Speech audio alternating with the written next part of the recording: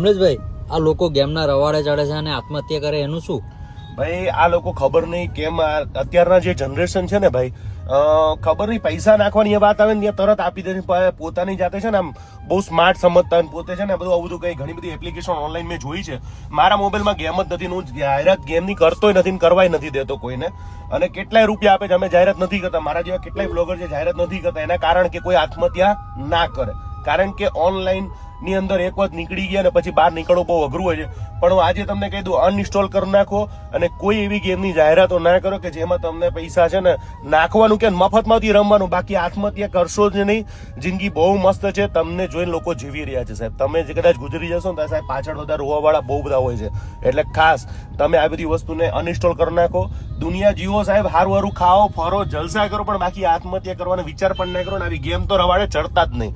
અને મારા જેવા બ્લોગર ઘણા બધા લોકો કે સપોર્ટ નથી જ કરતા ગેમને ઓનલાઈન.